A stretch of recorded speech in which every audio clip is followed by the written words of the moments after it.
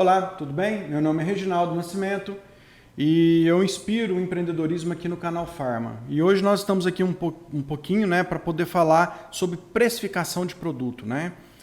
Como que nós podemos trabalhar essa precificação? Nós temos um vídeo anterior aí falando sobre a questão de precificação, né, as mudanças que tem no canal e como que nós podemos melhorar isso daí dentro do canal Farma, dentro das drogarias que existem aí para o Brasil afora, e que são muitas drogarias. Mas para a gente começar o assunto, inicialmente, nós temos que falar de uma única coisa: cadastro de produto. Hoje, quando nós vamos fazer uma consultoria numa loja, nós temos cadastros de produtos onde a loja ela não tem um mínimo de noção de saber o quanto que ela vende por grupo de produto, porque ali naquela hora do cadastro dele, na hora que ele foi fazer o cadastro, ele não deu atenção para aquilo ali, e aí o que acontece? A análise de resultado é muito difícil, né? Primeira coisa, cadastro de produto. E além disso, do cadastro de produto, nós temos os grupos principais e os tipos de produto. A gente precisa hoje de uma classificação de tipos de produto para que a gente possa saber se o produto ele é um produto consagrado, né? Se ele é um produto onde eu tenho que ter uma margem menor, eu tenho que ser mais competitivo. Então, nesse formato, primeiro passo para falar de uma precificação é o cadastro de produto. Além disso, das regras fiscais mesmo, porque tem muita loja, né, que não tem aquela questão do cadastro fiscal apurado e acaba pagando mais imposto do que deveria pagar. Então, ainda temos isso hoje aqui em 2024, né? Um assunto que é tão antigo, mas ainda temos empresários ainda do canal Farma que ainda têm essa dificuldade ou não entendem a importância disso dentro do seu cadastro de produtos. Além disso, nós temos que criar uma precificação inteligente, né? Eu não posso simplesmente falar, nós vamos trabalhar com um determinado desconto, nós vamos trabalhar com uma determinada markup em cima dos meus produtos que não são tabelados e não saber fazer, né? Então eu tenho que ter uma precificação inteligente, eu tenho que criar uma forma de fazer isso acontecer. Além disso, eu tenho que ter minhas tabelas, tanto as minhas tabelas para desconto quanto as minhas tabelas para markup.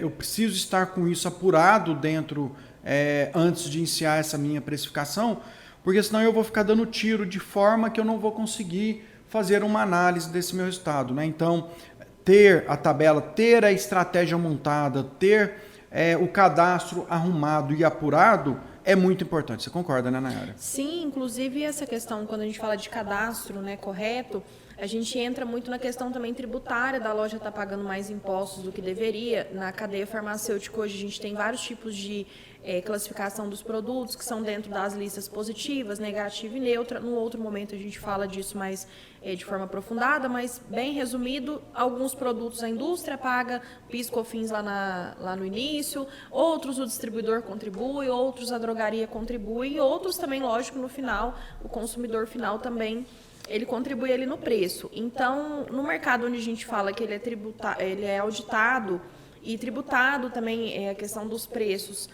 a formação do preço dele é governamental, né? A gente tem um limite máximo para praticar a venda desse produto. Uma vez que o cadastro não esteja correto, nada que a gente faça para esse cliente vai precificar a loja dele de forma correta. Isso. Então, a primeira coisa é consertar aí o cadastro de você. Consertar o cadastro, né, criar a estratégia adequada e a partir daí sim, né, ir em rumo a um estudo onde eu possa verificar como que está a minha realidade hoje. Então, antes disso daí, né, antes de aplicar qualquer estratégia, nós temos que fazer a análise. Para isso existem estudos, né, estudos de impacto que podem acontecer dentro do varejo de farma, que eu consigo, dentro do meu modelo, do meu histórico de vendas, né, verificar como é o meu histórico de vendas hoje e quanto que isso está sendo aplicado e fazer a projeção futura. Isso. A gente hoje no mercado, a gente verifica melhorar um markup, um percentual de ganho final da drogaria sem melhorar R$1 na venda dele. Isso é possível, né? Quando a gente analisa essa precificação inteligente que a gente vai adotar, né, a partir desse momento agora, entendendo que o mercado mudou a precificação, não mais por grupo de produto, mas por produtos em específico, né? Entender qual é o impacto que se eu melhorar tipo 2% no meu markup, quanto que isso vai refletir para mim no final. E quando a gente fala de 2% para o consumidor final, não é nada. Não é nada, né? E quando a gente fala de 2% para uma drogaria, que ela vende aí 100 mil, ela vende aí 200 mil, ele já começa a representar bastante. Com né? certeza, bastante. Então, acho que isso daí é uma coisa que tem que ser, é algo, né, que tem que ser analisado, ter essa questão do cadastro correta, e a partir daí aplicar o desconto, né, ou desconto ou markup num produto liberado, para que a gente possa ter a melhor precificação dentro da loja, não perdendo a competitividade, mas sim melhorando a margem também da loja. E isso é possível. Nós já fizemos vários estudos aqui dentro, né, que isso tudo é possível. Só para se ter ideia, quando eu pego um determinado os produtos, né, que no caso que são não medicamentos, e eu faço um trabalho de arredondamento de preço. E o que seria esse arredondamento, né? De 0,60, por exemplo, um produto que termina com 0,64 ou com 64 centavos, e eu arredondar esse produto, por exemplo, para 99 centavos, nós já fizemos esse estudo, né?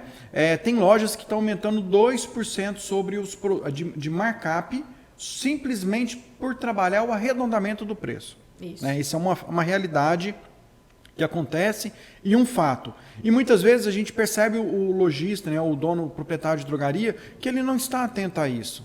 Né? Ele vai lá e coloca o produto, ele dá a entrada na mercadoria dele, joga aquele markup que já está predefinido, e ele não se preocupa na questão de arredondar o preço. E quando a gente faz esse trabalho, né, de uma forma linear, a gente consegue perceber o tanto que essa movimentação, né, de arredondamento de preço impacta no resultado final. Então, esse resultado final, ele pode ser impactado por várias frentes, né?